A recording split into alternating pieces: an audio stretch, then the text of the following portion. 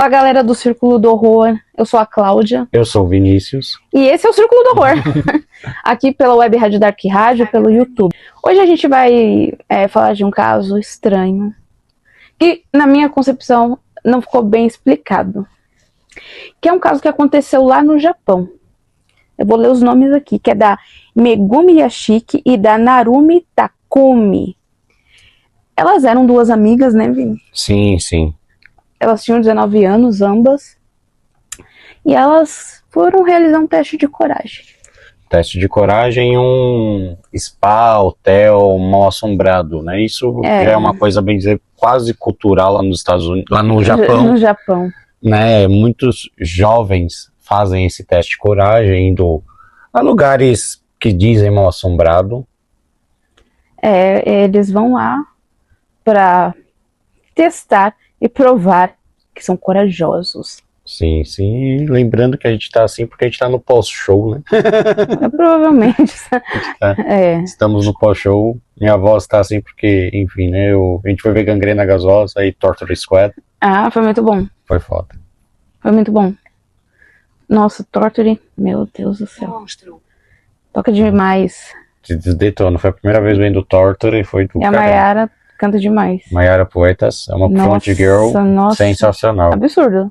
Mina manda muito bem. Manda mesmo. E Gangrena não faz show ruim, né? Então Gangrena foi, né? Mais uma vez que eu vi, mais uma vez foi puta que pariu. Né? Vinícius é muito fã. As entidades do Gangrena são foda. Escutem Gangrena Gasosa, escutem Torture Squad e ajudem as bandas nacionais, né? Lembrando que o Gangrena tá para viajar para a Alemanha, então, né, vamos ajudar aí, né? Exatamente. Vamos apoiar a banda, vamos apoiar o Saravá Metal brasileiro. Elas moravam na cidade litorânea de Hime, na província de Toyama. E elas eram amigas desde a escola, né? Desde aí, talvez aí um pouco antes do ensino médio.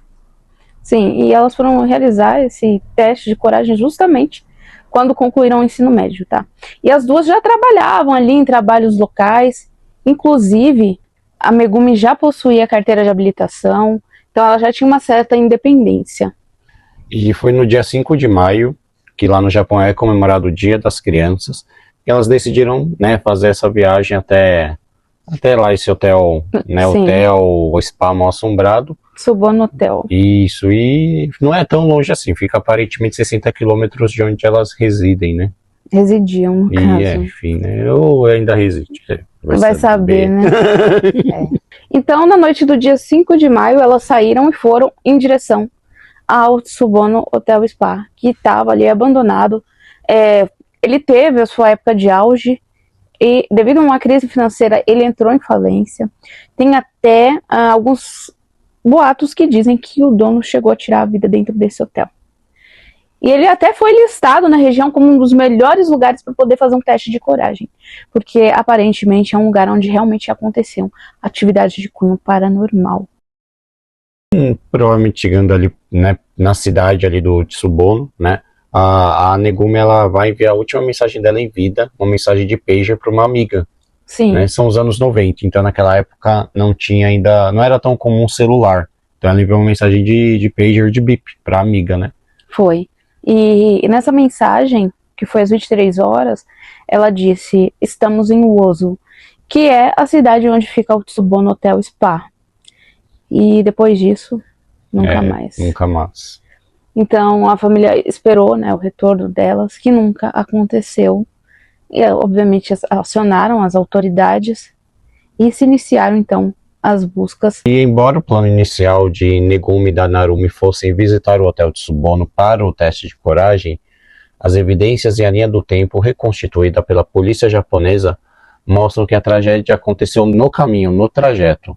Então tudo indica que elas nunca conseguiram chegar de fato até o hotel. Elas chegaram na cidade, mas aparentemente a tragédia aconteceu a caminho. Elas nunca estiveram, de fato, no hotel de Tsubono. E as buscas começaram no dia 7 de maio, 2 dias depois do desaparecimento delas, que foi quando a família comunicou à polícia. Né? Eles esperaram aí 2 dias, né, para poder, né, para jovens até acho que imaginar que elas poderiam ainda voltar para casa. Então a polícia, ela se baseou inicialmente na última mensagem do pager, né, que a Megumi tinha enviado. Então eles varreram toda aquela área, a região montanhosa, todos os caminhos que poderiam trazer elas de volta para a cidade natal delas. Então eles fizeram todo esse mapeamento e foi deslocado muitas pessoas, viaturas, helicópteros. Então eles realmente fizeram uma varredura total na área, nos possíveis caminhos que elas poderiam percorrer. E depois disso eles refizeram novas buscas. Em junho daquele mesmo ano, em outubro e até em março do ano seguinte. Porém, sem sucesso. Não foram encontradas, tudo que foi encontrado foi muito vago. Não foi encontrado nada que pudesse levar ao paradeiro das duas amigas. O caso, né, ele ficou por 24 anos aí sem solução, até arquivado. E, né, com as mais diversas teorias, né, acreditava-se, né, que elas foram mesmo levadas por espíritos, né, ou até sofreram um ataque de gangue, porque ali aquela região do hotel, né, era frequentada por gangues, né, por jovens ali, né, ligado até crime organizado. De gangues juvenis, né, o pessoal fala que chama Bosozoku, né? Bosozoku. Isso é uma gangue lá de jovens rebeldes delinquentes, né? Sim. E também até rapto, né, por agentes da Coreia do Norte. Então, também chegaram a essa teoria. Sim, então suscitaram ali um monte, né? Muitas teorias para justificar esse desaparecimento, que permaneceu ali mais uma vez por mais de 20 anos. 24 anos, sem solução. Sim.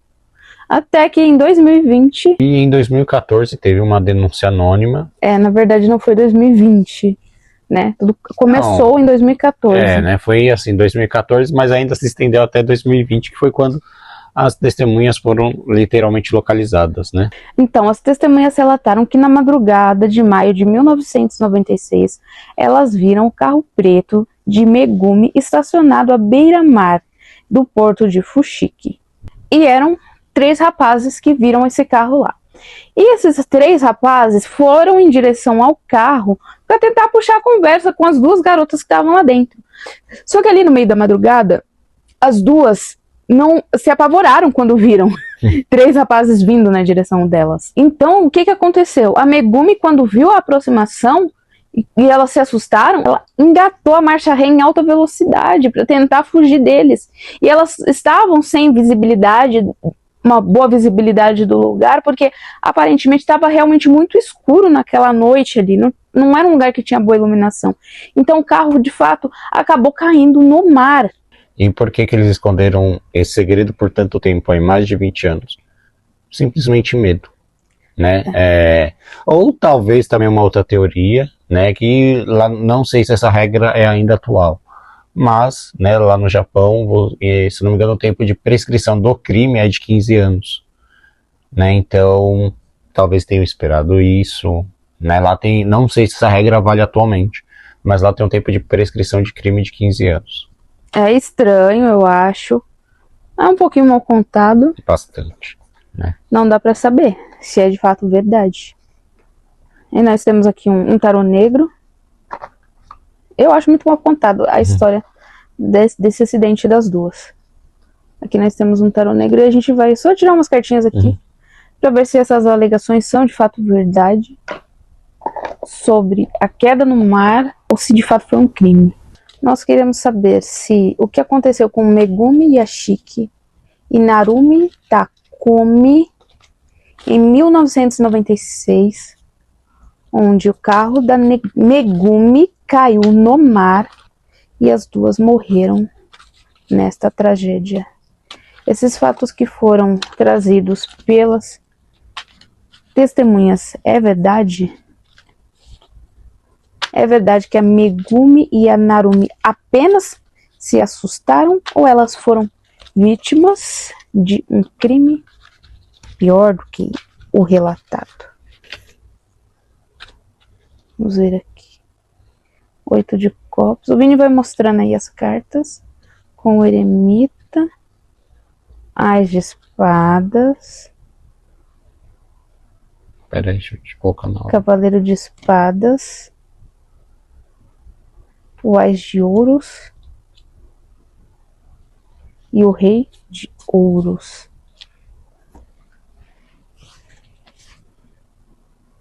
Muito bem. Agora a gente vai ver A verdade. a verdade, segundo o que o tarô está nos revelando aqui. Aqui o Vini está segurando a carta do 8 de copas com a carta do eremita. Aqui o 8 de copas reflete bem isso, sabe? Essa busca dessas moças por ir atrás do desconhecido. Só que aqui o eremita traz um pouco deste fato de que realmente havia a escuridão. Não havia uma total clareza ali. Eu digo fisicamente ali onde elas estavam. O eremita, ele vem falando muito disso, né? De que essa verdade, ela também ficou no escuro e na introspecção, guardado ali pelas testemunhas. Então o Vini segura aqui, né, a carta do Cavaleiro de Espadas e do As de Espadas. E o Cavaleiro de Espadas, ele fala sobre essa questão da impetuosidade da Megumi, dessa ação rápida, dessa questão do susto, do pavor, de que realmente não houve essa questão de um crime intencional, né? Ela apenas agiu rápido, baseado no terror que ela estava sentindo ali naquele momento. E o As de Espadas, ele vem desmistificando, né, as teorias, o sobrenatural e tudo, e trazendo essa clareza, que essa clareza viria, que de fato aconteceu, é uma coisa racional e plausível, e foi simplesmente isso. Então, somente isso que aconteceu. Aí aqui o As de Ouros e o Rei de Ouros. Então, o As de Ouros, ele fala muito sobre isso, né? Manifestação física. Ouros é muito físico. Então, foi a manifestação física dessa resposta que ficou guardada tanto tempo pelo eremita e finalmente se manifesta ali no As de Ouros, que foi em que realmente quando encontram o carro com os dois esqueletos dentro. O Rei de Ouros, que simboliza, né, a instituição, a lei, a polícia em si. Realmente concluindo de fato o caso, mas aqui, pelo que o tarot mostra, eu acredito que realmente houve justiça, e é realmente isso que aconteceu. Foi um susto, um movimento impetuoso, que infelizmente, num local ali onde elas não estavam tendo muita visibilidade devido à escuridão, levou essas jovens de apenas 19 anos, que queriam apenas fazer um teste de coragem, à morte, e esse segredo ficou guardado pelo eremita, pelas testemunhas, por 24 anos. Bom, depois deste caso triste dessas jovens que morreram assim de forma tão abrupta, nós vamos para um caso que ficou muito conhecido na internet. E é um caso realmente bem estranho, né, Vini? Extremamente estranho. Para quem viu os vídeos deste caso, é um caso muito, muito sinistro, que é o caso da Elisa Lam. Sim, né? Vamos viajar agora para os Estados Unidos, né, e falar desse caso que, se eu não me engano, ele ainda permanece misterioso. De né? fato. Bom, a Elisa Lam era uma estudante universitária canadense de 21 anos, ela era filha de imigrantes de Hong Kong, estudava na Universidade da Colômbia Britânica em Vancouver, sofria de transtorno bipolar e depressão, condições para as quais tomava vários medicamentos controlados. E em 26 de janeiro, né, ela chegou para fazer check-in lá em LA, né, na cidade ali de Los Angeles, né, lá no Hotel Cecil. O hotel é localizado ali no centro da cidade. E é uma região ali um pouco perigosa, né? Até carrega o nome de uma banda essa região, né? Verdade. Skid Row. Sim. Não é uma banda que eu gosto. Eu gosto. Não escuta Skid Row. Não. Depende muito do seu estado de espírito. Mas se ele estiver numa baladinha, se ele tiver tomado alguma coisinha, é legal. Sim. Se estiver sozinho, depressivo. Nossa, não é legal esse jogo. E o Hotel Cecil já era famoso por uma história sombria.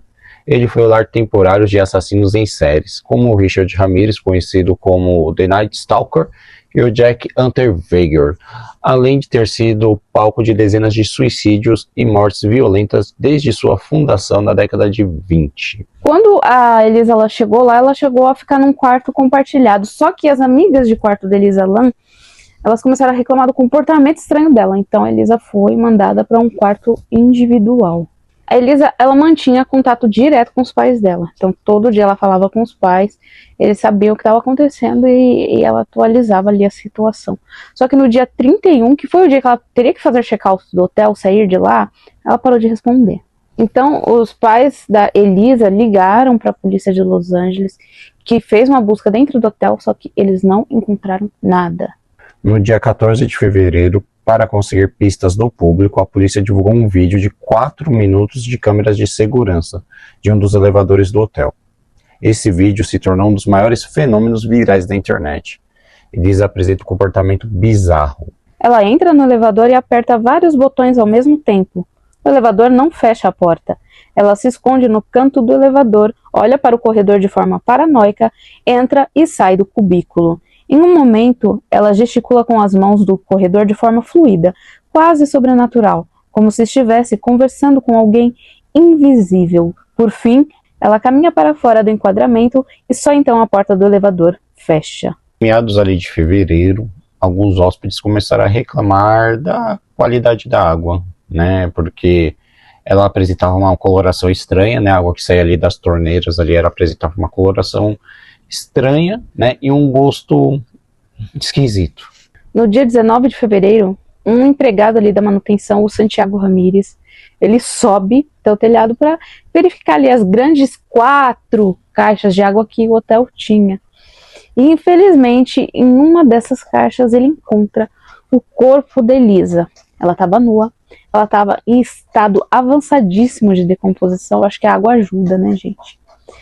E o que aconteceu para o corpo da Elisa ter ido parar dentro de uma caixa de água? E muitas teorias, né, foram criadas. Obviamente que é uma coisa muito intrigante, é bem estranho. E uma dessas teorias é atividade paranormal, né? Muitos acreditavam que Elisa estava possuída por espíritos do hotel ou fugindo de um fantasma no elevador. Suspeita-se de funcionários do hotel ou até mesmo hóspedes. Um cantor de metal gótico chamado Morbid chegou a ser falsamente acusado por internautas e lixado virtualmente por ter se hospedado no hotel meses antes. Há também a teoria do teste de tuberculose. Na mesma época, houve um surto de tuberculose em Skid Row. O teste usado pela saúde local chamava-se Lan Elisa. Teóricos da conspiração afirmam que ela era uma arma biológica ou uma espiã.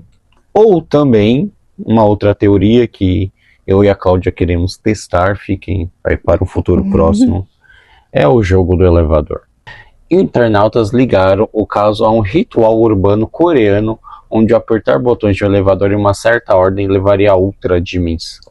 Eu e a Cláudia, a gente quer fazer isso, mas mais pra frente. Vamos fazer. E, né? outras coisas. E outros rituais. Sim. Se inscrevam aqui no canal. Fiquem com a gente aí. Apertem o sininho aí e nos apoiem.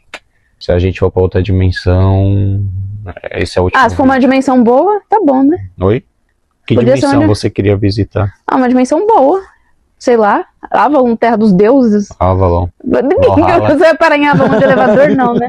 Não, mas um lugar, sei lá, futurista, moderno, bom, sei lá, civilizado. Eu acho que talvez, deixa eu ver, dos mundos, deixa eu ver.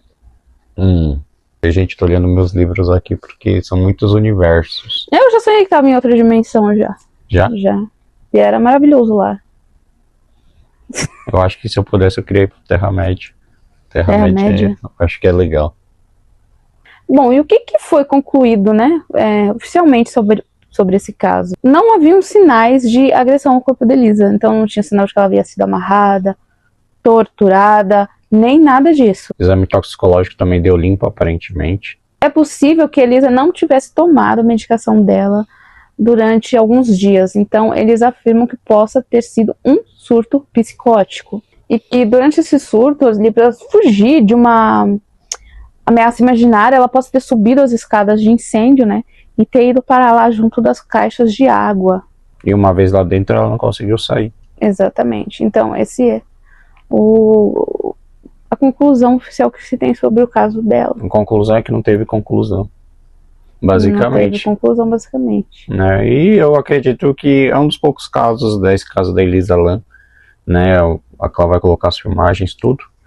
Eu acredito que talvez sim tenha algo de sobrenatural nesse caso, porque é muito esquisito o modo que ela age, por mais o surto, enfim, né? O surto psicológico. Eu acredito que talvez tenha assim algo sobrenatural nesse caso, é muito esquisito. Eu acho, mas sabe o que eu acho também? que por mais que a pessoa, ela padeça de repente de uma doença mental, isso não quer dizer que ela realmente não possa ver as coisas. Ah, não, sim, eu Ou acredito. talvez o fato de ver as coisas seja classificado como uma doença mental, ou o conjunto das duas coisas. Não sei. Obviamente que a doença mental ela tem que ser tratada com medicamento, mas isso não quer dizer que ela realmente não estava vendo alguma coisa. Não, sim, isso, né, mostra antigamente que, né, você classificar qualquer coisa como louco, né? Hoje em dia não é assim. É, verdade. Não é assim. Eu acredito que a Elisa possa ter visto alguma coisa, já que ali aquela região é muito pesada. É uma região pesada. O hotel é um hotel pesado, né? Tendo em vista que já foi frequentado até por serial killers. E também é uma região pesada. Embora o nome é uma bosta, mas é uma região pesada. Não, mas é tipo você ficar num hotel perto da Cracolândia.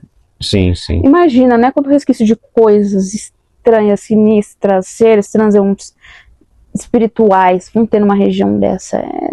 As energias, elas não se dissipam assim Não. tão facilmente, né? E a região, ela estava ali, essa região ainda deve existir, né, Skid Row. Sim, sim. Então, é uma região densa, né, um lugar denso, com habitantes sobrenaturais também densos. Então, para ela que talvez já tivesse um quadro de maior sensibilidade, ir para lá deve ter sido um grande erro para ela. Um grande erro até espiritual, né? Com certeza, uma vez que ela já apresenta uma fragilidade, né, ter ido lá foi complicado. E também tem o American Horror Story, fez uma das temporadas, a temporada Hotel, baseada nisso. Qual das temporadas que é? É chamado Hotel, eu não lembro o número, acho que deve ser a quinta, sexta temporada, eu acho, né? É muito boa essa série. É maravilhosa. Ela é baseada nesse hotel, Hotel San Cecil. Acho que eu cheguei a ver alguma coisa mesmo. É com a Lady Gaga. Bom, vamos ver. O que o Tarot fala do caso Elisa Lam? O que você acha? Vamos lá. Ver. Oh my God. Caiu. Elisa Lam. O que aconteceu com a Elisa Lam? Porque ela foi parar dentro de uma caixa de água. O que aconteceu com ela?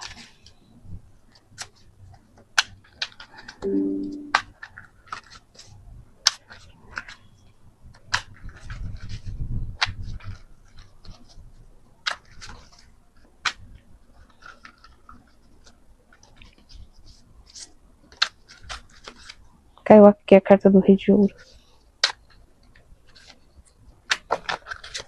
Caiu aqui a carta 5 de copas, valete de paus. Foi primeiro 5, né? 3 de paus.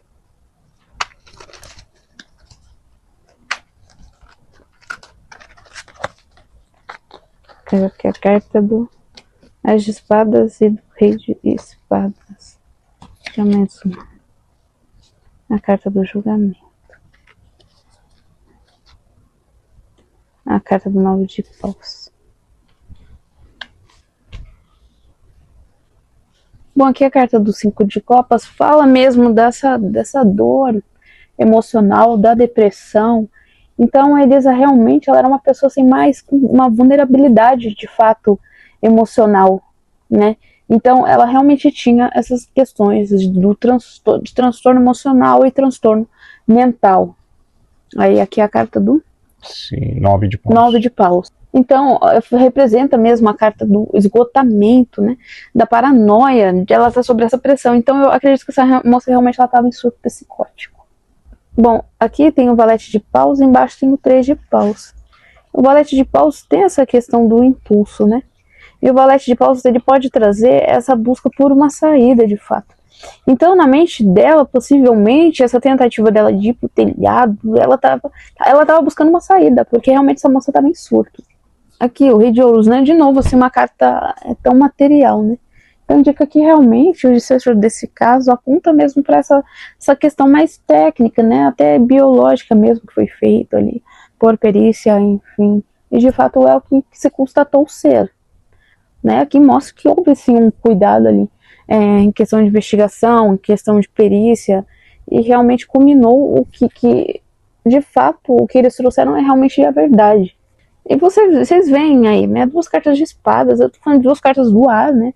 Eu tô falando de 2 cartas da racionalidade, então corta qualquer tentativa aí de coisas sinistras que possam ter acontecido, e mais pautada mesmo nas coisas mais racionais, mais técnicas.